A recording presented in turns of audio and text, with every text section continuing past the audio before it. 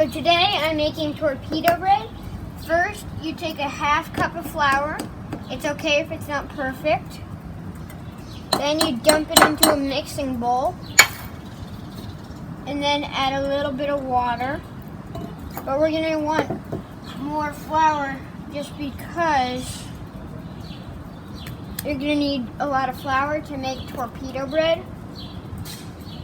And then you get a spoon and then you mix it all together. And then if you think it's not like fluffy enough, you want to add some more water and then stir.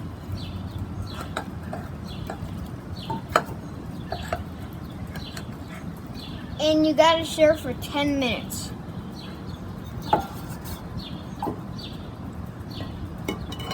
There. And if you think you accidentally added too much water, it's okay, add a little bit more flour. What about that salt?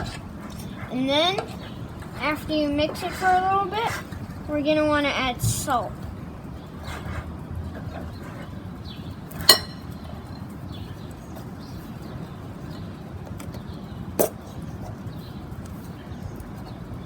Just a healthy pinch of salt.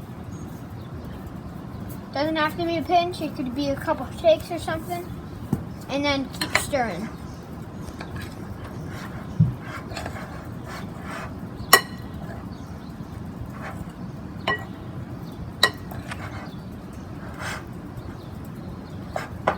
And then it's gonna get harder and harder to stir. And then you can set a timer for 10 minutes. And then stir it for 10 minutes. And then standing up, you'll get more pressure. Sitting down, also okay.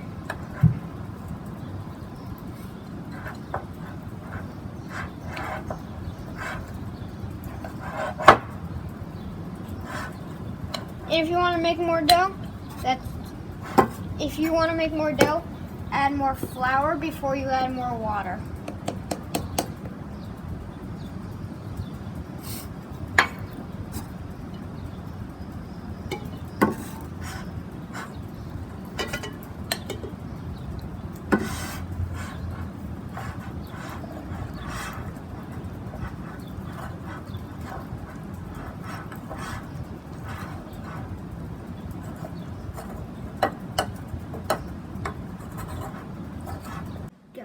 So right now I'm just getting I'm just getting the dough. But first, before you put the dough, you could put it on the cutting board, but before you put it on the cutting board, you want to put flour down. And then you also want to flour the bottom of the, never mind. And then you want to try and get as much off your hand as possible. And if you can't get it all off, try and ask a friend, sibling, someone that is next to you or not busy. And just ask them to help you wipe it right off. Or if you don't have a friend or someone, you can just get a spoon. And also, you probably want to flour your hands just so it doesn't stick as badly, but it's still gonna stick.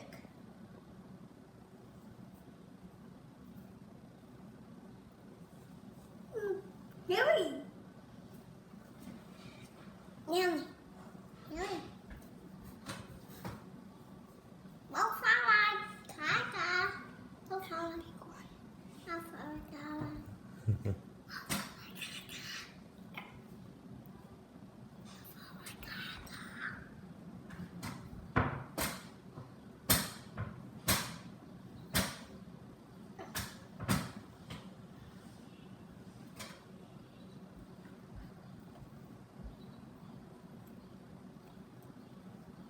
Madam, that's not ready to eat yet.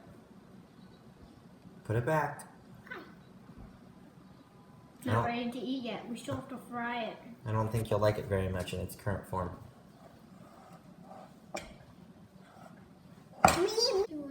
So first we're going to start by flouring the counter.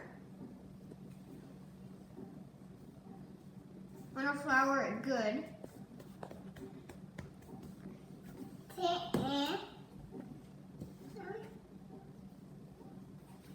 And then you're gonna take your dough out of your bowl or wherever you put it in, and then put it down. And then you can find a rolling pin or whatever, and then you want to roll it out. You're not going to cut it into pieces first? But Cool. and then you could either cut it into pieces before you roll it or after you roll it. Snap, how are we gonna this is this it? Yes, that's the one. Thank you. Yeah, I saw this morning.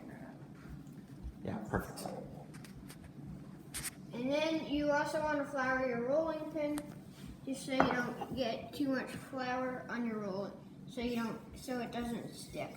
Just because you don't want some of your extra dough going bye-bye.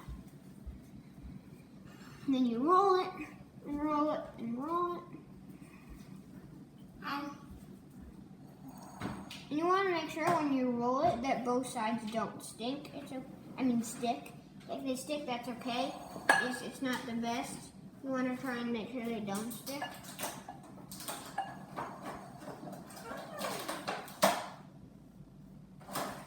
Then I'm going to slowly take it off the rolling pin.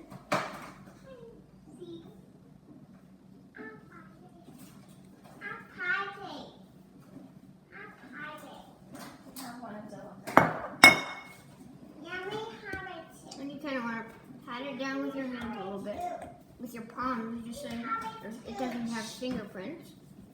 And then butter knife, anything will work.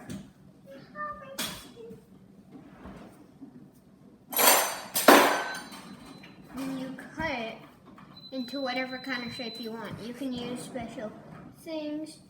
So right now I'm just going to cut it into, I don't know, I'm just making some cool shapes. I don't really know what it is. And then I'm going to let that sit aside right now while I cut some more pieces. They can be small or big, but it's better if it's big. Just because then it's better, like it will fry better.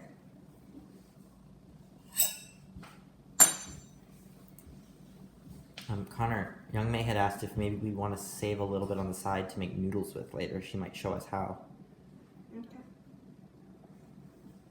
Then I kind of made mine in a claw arm.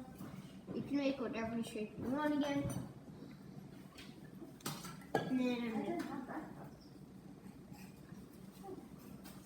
and you cut right there. And some of it comes off, just kind of pinch it together.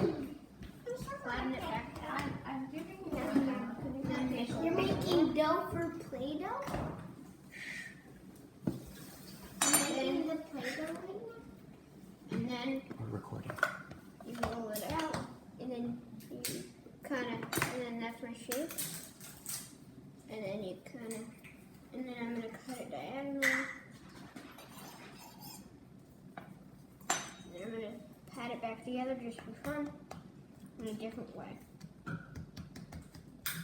There, and then I have like this cool crossover thing. And then I'm gonna use the rest of the dough a little bit later, because I don't want to use it all right now. So now I'm going to go over to my kitchen, and I'm going to get some olive oil, or canola oil, or two.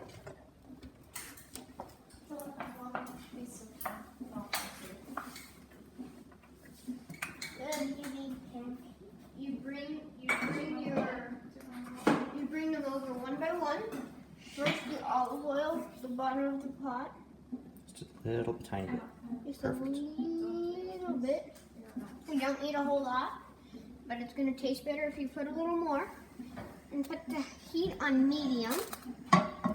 And then kind of drizzle the pot around so the olive oil spreads everywhere. what?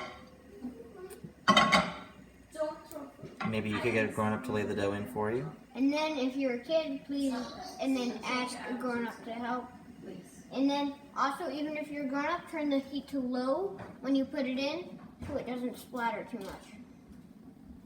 You want to try and get all of it on the olive oil. Very good. That was very expert.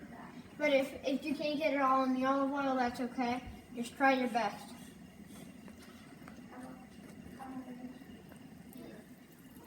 And then you have to put it to 2 to 3 minutes. I recommend 2 minutes on each side.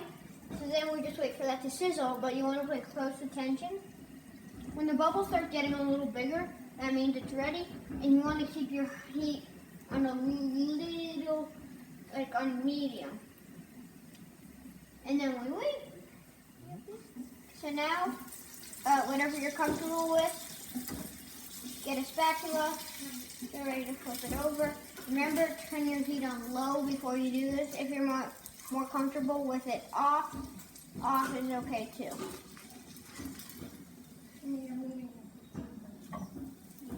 There, and you kind of want it to look like chicken on the other side. And if it has spots on the other side too, that will work. This is what torpedo bread originally looks like.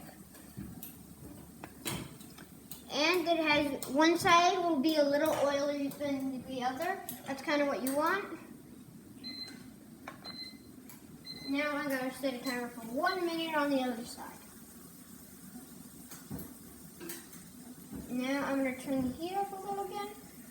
And when the bubbles start getting a little bigger than the heat himself gets it, you want to check it. And if you think it's not ready, put it in a little longer, like 30 seconds. And then you're ready to go again. So this is our finished torpedo bread. So now, if you have some cottage cheese or some peanut butter, or brown butter, that all works. Or toppings, it's all really good. So here, I'm gonna put my toppings that I like next to it: sun butter and peanut butter. And we also have some cottage cheese here to eat with our torpedo bread.